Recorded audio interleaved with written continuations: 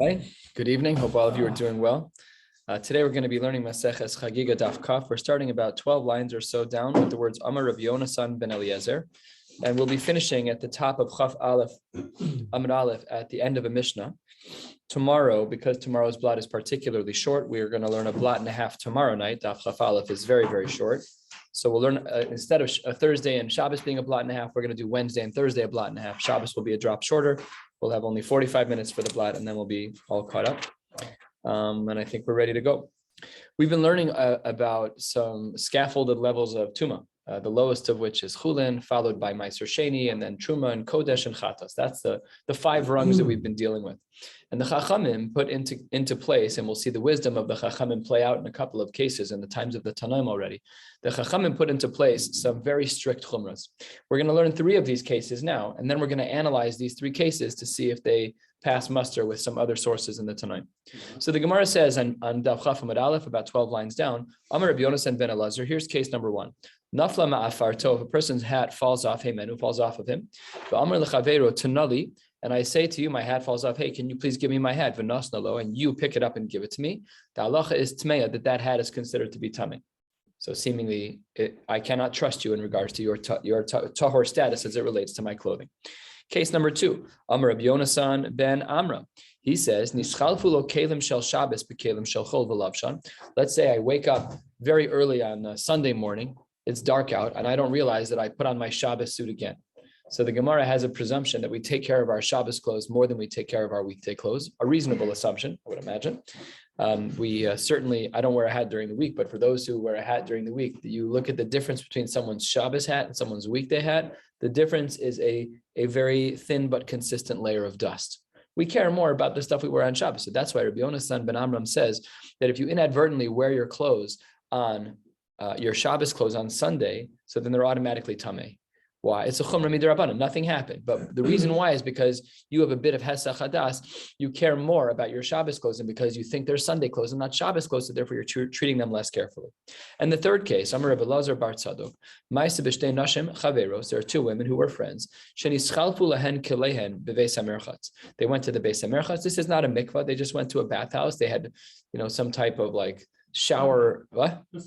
I guess, but for them it was just kind of the minimum. It wasn't the maximums. It wasn't the luxuries of life. It was not a lot of marble, unless it was a marble of Rabbi Akiva. You never know. So this is a regular Beis Hamerchatz, and they bought the same dress from the same store, and they were next to each other by the hooks. And one woman took one person's, but they switched their clothes. So in a case like that, they went to ask a shaila because they were makbid on the halachos of taros to make sure that they were not metame anything. Well, Ma'aselifnei Rabbi Akiva v'Timon, and he said, both of your clothing is actually considered tamei. So these are the three cases: the case of the hat falling off with a friend, the case of wearing the Shabbos clothes to shul on Sunday morning, and the case of two women inadvertently swapping their clothes at the Beis Hamerchatz. And the Gemara asks on this third case, the case of Rabbi Elazar bar Tzadok, he says, hold on one second. They just switched clothes and all of a sudden everything is all problematic and there's tuma. Why would you say that? After all, maskifla Raboshia, Elameata, if your svara is true, that switching clothes makes them tamei, the chumrah of these levels of tahara, then we have a case where that doesn't play out. Hoshid yado lasal, a person puts their hand inside a basket, litol pas chitim, and he wants to take out wheat. He wants to take out some good bread, some wheat. Ve'alsa lo biyado pas sorin, and he inadvertently takes out barley bread, a lower quality bread. So says the Gemara, hachanami de nitmes. Would you say that just because you inadvertently switch, so your hesach hadas kicks in and automatically that whatever happens, it's going to be tumah out the chumrah?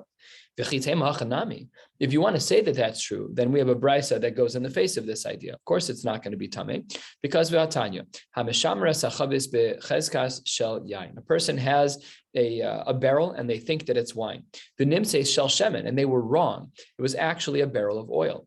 What does the Gemara say? The brisa says tahorimi l'tamei. It is tahor from becoming tamei. A bit of a strange language. Tahor from becoming tamei. What it means, it's tahor from making other things tamei, but it means that it's tahor. So says the Gemara, wait a minute. If you're going to bring me that brisa as a proof that when things get mixed up, we don't have a concern of hesach hadas, you should finish reading the brisa. Well, the tamei, according to your rationale, really what it means, according to the source that you brought me about the mixed barrels of wine and oil, then what about the seifa? Ema seifa, what does it say? It says, you're not even allowed to eat this. So if you're going to come tell me that this Bryce is going to tell me that you can't, that it's tahor milatame, that's not true, because at the end of the day, you're not allowed to eat it on mine. According to you, why would it then be usher to eat it? It must be that there's something wrong with the food. Says the Gemara, and this we're going to analyze. Amar of Yirmiyah, be'omer shmarti hamidavar hamitame'ah, below midavar haposla. He says, no, I had kavana. I was careful enough to make sure that it didn't become tameh with something so powerful that it could make other things tameh, but it itself could become puzzle. Says the Gemara, could you have netirusa protection, or could you be on the lookout for things that are only posel but not metama? There's a slight distinction. What would be the equivalent? So we know, for example, that there are shmona shratzim. If I touch one of the shmona shratzim, it says avatuma, it makes me a rishon. So I become tameh because of that. It's also possible that I could become tameh with something that doesn't give me the power to be tameh other things. Let's say I have a sheni latuma. I touch a sheni. It doesn't make me a shlishi for most things. Nothing.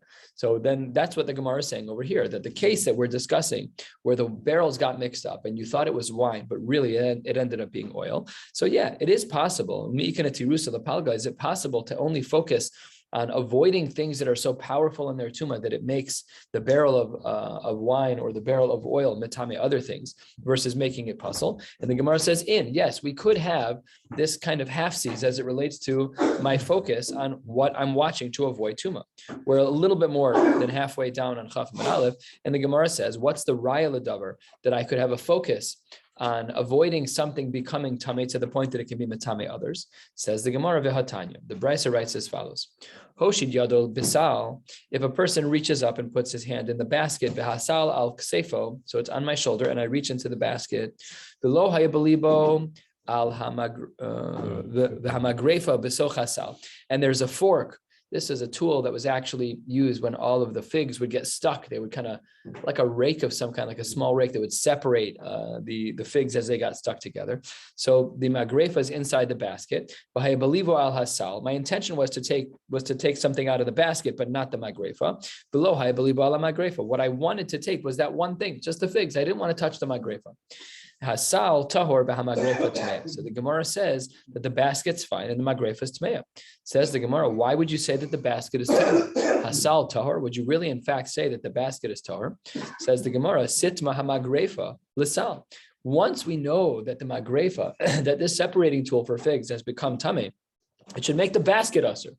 Then the Gemara lays down a response, very important halacha in regards to Tumah V'Tara. It's not possible that could happen. Even if the magrefa was tameh, it wouldn't make the basket tameh because ein kli tameh kli.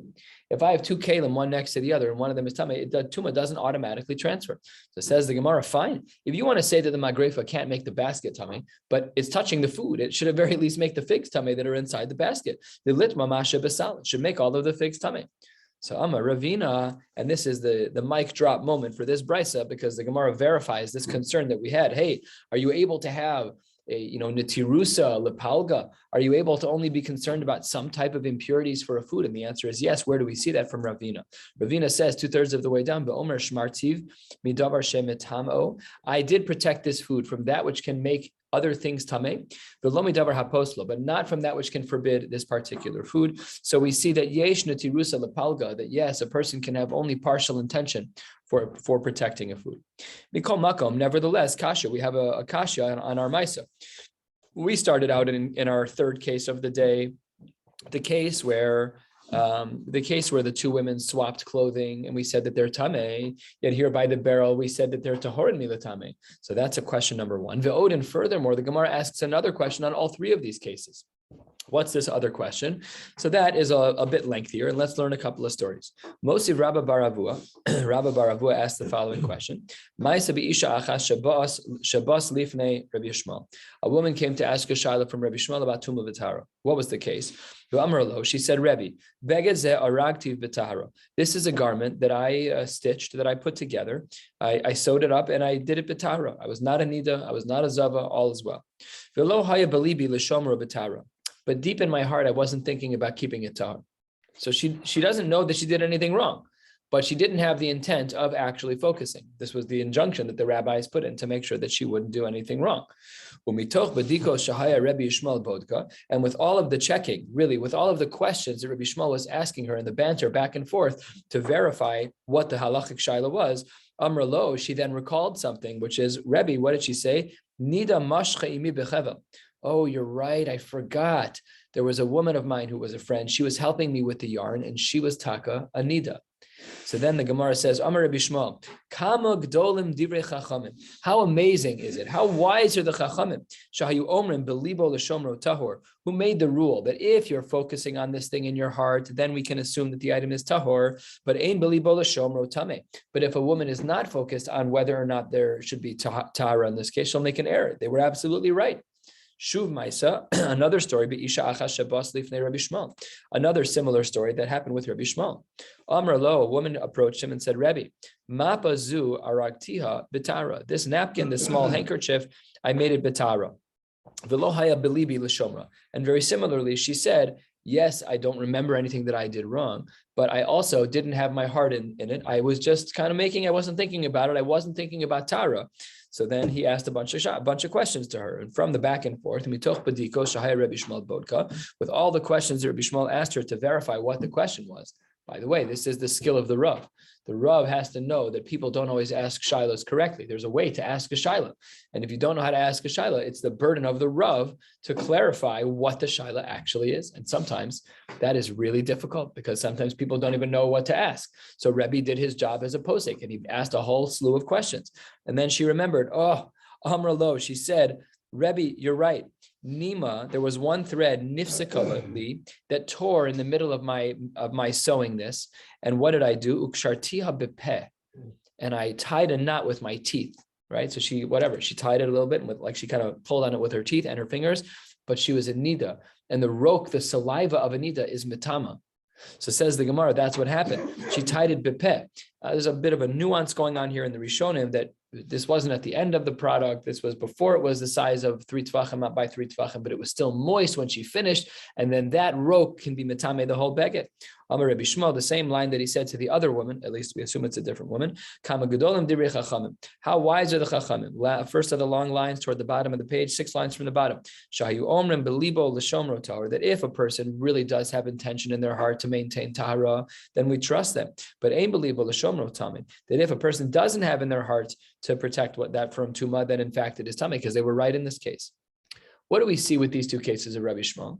We see with these two cases of Rabbi Shmuel that he was right, that there was actual tumah. But what about the first 3 cases that we presented? Case number 1 that we presented is a man's hat fell off, and I asked you to pick it up. Case number 2 was the case of where I wear my Shabbos clothes on Sunday. And case number 3 is one woman swapped clothes with another. In those 3 cases, there was no practical evidence that any tumah took place. So what is it that the Chachamim are saying is the case over there? Rabbi Shmuel doesn't seem to say that. Rabbi Shmuel only unearthed the tumah status for this woman in one case because her friend undid the yarn and the friend was an Ida. In the other case, she was an Ida and there was roke. She tied something with her teeth and there was saliva on. So when there's real tumah, there should be a problem. But why do the 3 cases that we started with show that there's tumah even when there's no actual tumah? It's completely theoretical. So the Gemara answers this question, or tries to, at least 5 lines from the bottom. And we go through each of the 3 cases that we started. I understand the 3rd case that we learned above, where the 2 women shared hooks next to one another in the Beis HaMerchatz and they switched clothing, because there it wasn't that there was no concern of tumah. There was tumah there. What happened? My friend, her husband's not such a ben Torah. He doesn't know the halacha. And each of these women were benos Torah who were married to men who are amaratzim. We should be the amaratzim of old. Let's not get too cocky here. We're not talking about our generation. They're still very wise people. The concern was, what was their level of tumah v'tara shmira? We don't know. But because each of these women were married to men who are amaratzim, so therefore all of a sudden it became tamim. Once I know that once this woman knows that her friend's husband is nama aretz, and when she goes home, she's like, this dress is a size too small because I took somebody else's dress. Oh no, I swapped with her. Oh, forget it. My clothes are tummy. Why? Because her husband's an Amaretz. Her friend's husband's an Amaretz. So it's of course going to be tummy. Also, the second case we learned, the Rabbi Yona's son, 4 lines from the bottom, Ben Amram, his case also, where a person wore the Shabbos clothing into Sunday, unbeknownst to him. Nami, in that case too, Kevan de Kalim de Shabbos Avidu Shimor Tfei, because people are a little bit more conscientious and cautious about their Shabbos clothes.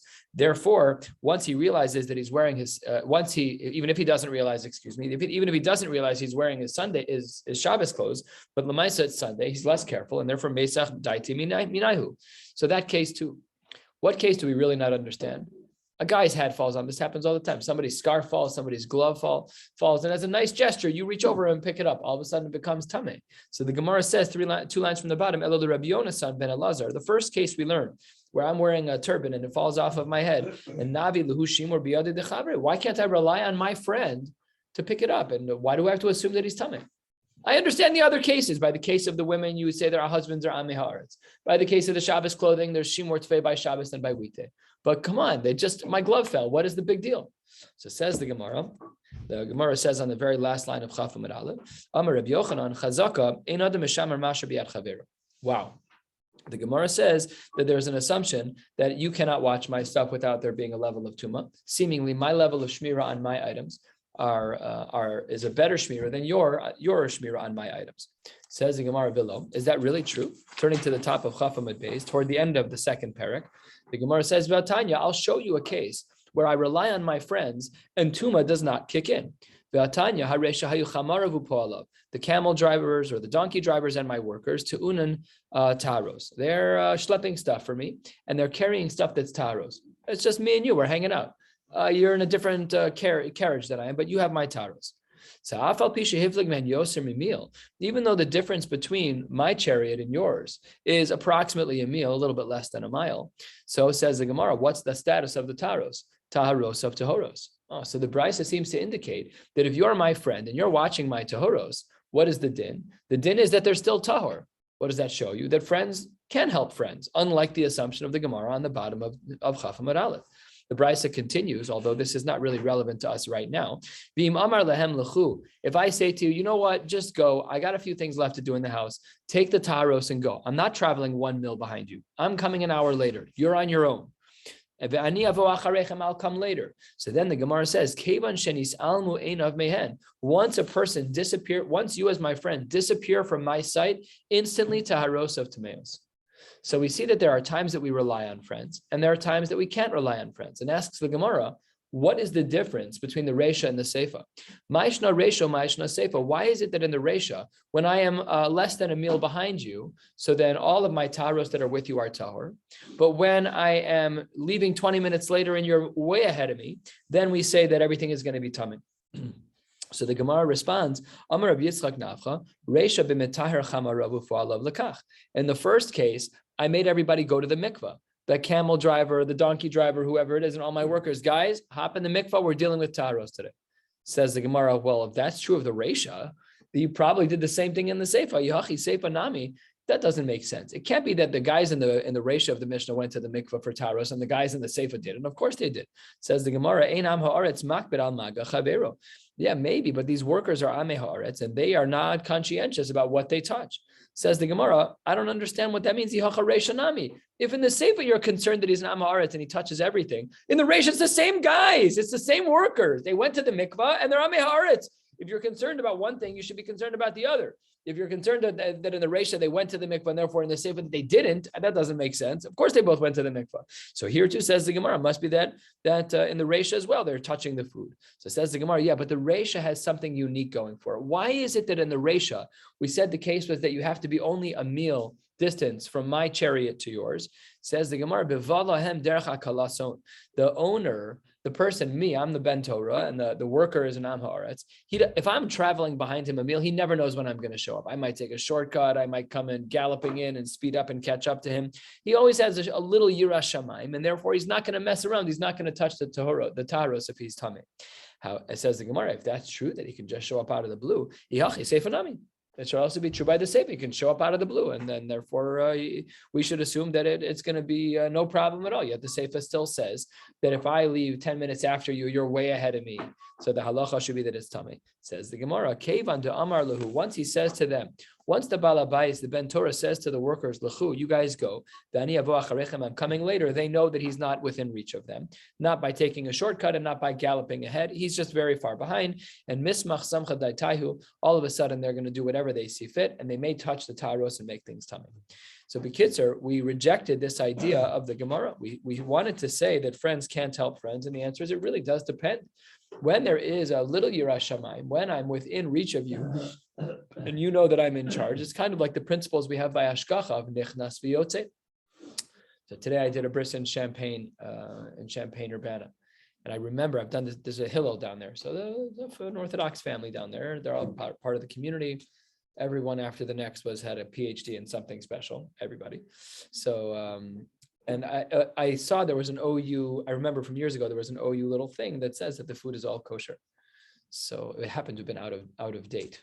I wasn't about to go collect their funds and put it in my other pocket because that's how I get paid. But it was, in fact, out of date. It raised a good shiloh. But anyways, how does hashgacha like that work?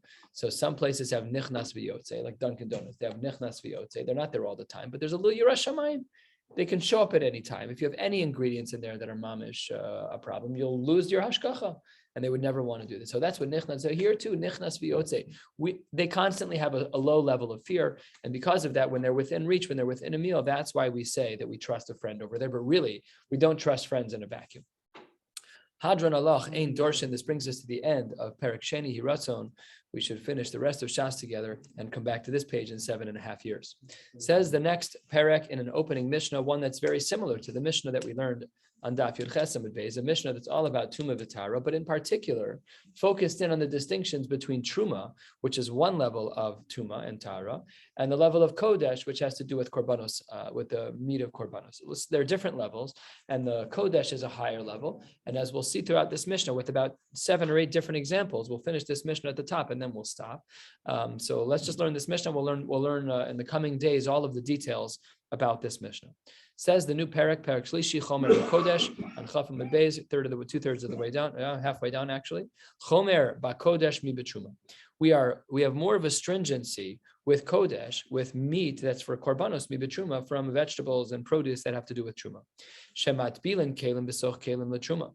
When it comes to Truma, you can put one kli within another kli. You know, sometimes when you go to the Kelim mikvah, you dump 40 forks into the crate and hope none of them fall through, and then slowly cascade their way down to the bottom. Because I actually know a story of someone who literally dropped a fork and fell in headfirst into the Kelim mikvah on Tui, feet dangling in the air because he dropped a fork. So please be careful. His feet slipped, the floor was wet. Great story, and it happened to the most perfect of people because he's a little clumsy. So it just made the story fantastic. Great scene. Anyways, that's what the Gemara says, that by Truma you can do multiple Kelim at once. But had it been that it was for Kodesh, that's not allowed. There we have a more strict level of Alola Kodesh. When it comes to utensils that will be used for Kodesh, we don't rely on general rules of Tefillah. We have a more strict line, and therefore you have to one thing at a time, one kli at a time. That's how the Tefillah has to be done. Achoraim v'toch ubeis hatzvita, the outside of the kli, the inside of the kli, and the beis hatzvita. We're not going to translate today what beis hatzvita means. We'll have the opportunity to learn about this later. So those are true b'truma. That each of these items is considered separate as it relates to truma, aval lo b'kodesh. But when it comes to kodesh, they're all treated as one entity. We'll discuss this in the Gemara. Not today. Hanose es hamedris, a person who's carrying that which is tamei tumas medris, he can also carry nose es truma. That's fine. Remember, you're carrying something which is medris, right? You're not sitting on it, you're carrying it, so it's not the same thing. And therefore, because it's not actually matame, so no seyasa truma. But when it comes to kodesh, we have a higher threshold, a higher sensitivity, I should say, avalo asa kodesh. You cannot carry that which is tame tumas medris, and then also hold that which is kodesh. Bigdei ochle truma, the clothes of those who eat truma, they're considered medris lekodesh. Because the people of truma are only sensitive to that level, they're set to the third level of kedusha. So therefore, those same clothes cannot be treated as they would want to be treated for kodesh. We treat them as tamei tumas medris. And then the Mishnah says, some of this sounds very repetitive. Lo kimidas hakodesh midas hatruma. The measure of sanctity of this kodesh level is different and greater than that of truma. Shebe kodesh, when it comes to a kli that you're using for kodesh, matir, you have to untie that kli, umenagev, and then you have to dry it, and then umatbil, and then you can tovel it, ve'achar kach kosher, and then you can retie it.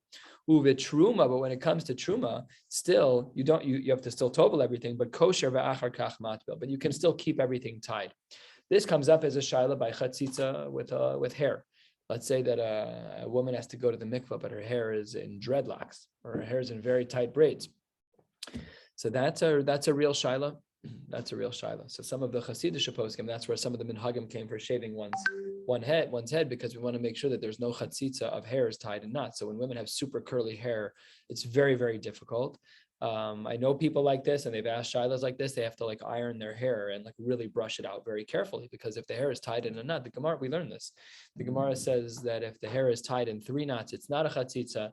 Sorry, if 3 hairs is tied in a knot, that is not a chatzitza. If 1 hair is tied in a knot, that is a chatzitza, and 2 hairs, the Gemara says eni yodea.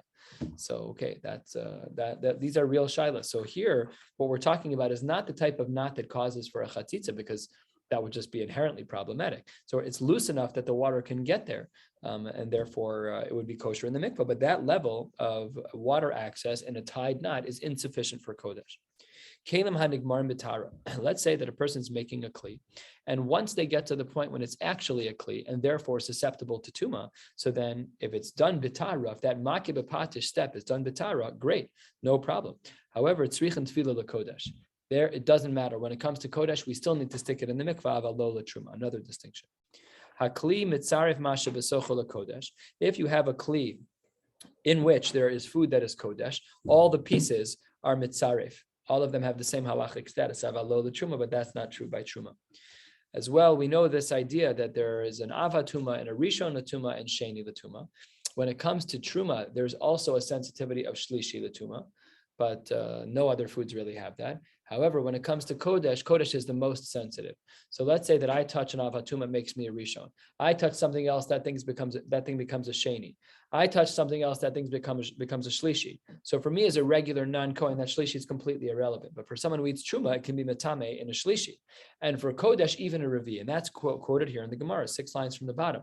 A revi ba kodesh pasal, a 4th derivative of tuma can create a psul in kodesh meat. So that means I'm even a revi latuma. I'm very, very far removed, 4 iterations away, 4 degrees of separation from the actual avatuma. It doesn't matter. The sensitivity of food that is kodesh is so sensitive that it even will become tameh with the 4th level away from the avatuma. V'ashlishi v'truma, and the truma is only going to be metame up to the 3rd level. But if there was something that was a revi'i l'tuma, that would not be metame food that is truma. Uvid truma, in regards to truma, im nitmes achas miyadav, if one person's hand became tameh, so chaverta tahora. If your left hand becomes tameh, we don't assume your right hand becomes tameh. However, uve kodesh matbil shtehem. Even if one hand became tameh by kodesh, we would tovel both hands. Shayad metameh es chaverta bekodesh. We instantly assume that the right hand is metameh the left, even if they don't make each other tameh halachically. We assume that that's the case of alo b'truma, different halachos by truma. There's a little duplicative language here. It says of a kodesh matbil shtayim, and then it says of alo b'truma, a little bit of extra words here. We'll get to this later. 2 lines from the bottom, the Gemara says, Ochlim neguvim, you can eat foods that are dried, v'yadim mesoavos b'truma, even if your hands are tameh with truma. We know, of course, that foods are not susceptible to tuma unless they have one of the 7 liquids that are touching them. They're mukhshar for that. And as well, just as a reminder, like we learned yesterday, it has to be with intentionality that they are wet. It has to be b'chiyutan. You have to desire that there should be water on them. And this was our case yesterday. If the apple falls in and you reach in and grab it, it doesn't make the apple tameh. After all, it's all wet. It's true, but the halachos of tuma are not like formulaic in this, like, oh, there's water, there's tuma. It's not like that. It has to be b'chiyutan. You have to have desired for it to be wet in order for the tuma to transfer. Aval lo b'kodesh, but that's not true when it comes to kodesh. When it comes to kodesh, even if that which you're eating, which you're holding is tameh but dry, you still can't touch it to kodesh, because that would then make it tameh, albeit on a very, very low level. And lastly, for today, on the top of Chaf Aleph Amud Aleph, ha'onenu mechusar kippurim. If you have an onen, someone who is in the intermediate phase between the death of an immediate family member and the burial of that immediate family member, umechusar kippurim, someone who is mechusar kippurim, that's a zav, zava, mitzora, and yoledes, one of those four people. The zav, zava is the male and female who have these discharges that make them into a zav or zava. Different discharges for women, it's dam, and for men, it's its own type of discharge, different than zera, and it's not blood either. And the mitzora as well, zav, zera, mitzora, and yoledes, and a woman who gives birth. All of them, tzrichin tefillah lekodesh, they all need to make sure that they go to the mikvah for kodesh. Aval lo letruma, but that's not true in regards to truma. And tomorrow we'll start digging into all of these cases. A reminder again, tomorrow we'll learn Daf Chaf Aleph and Chav Beis Amud Aleph, and then on Thursday night we'll learn Chav Beis Amud Beis and Chav Gimel, and on Shabbos we'll learn just one Daf, which is Daf Chav Daled, and we'll stop at that mission on the bottom of Chav Daled and then pick up again Sunday. So that's the course for the week. Wishing you all a beautiful night.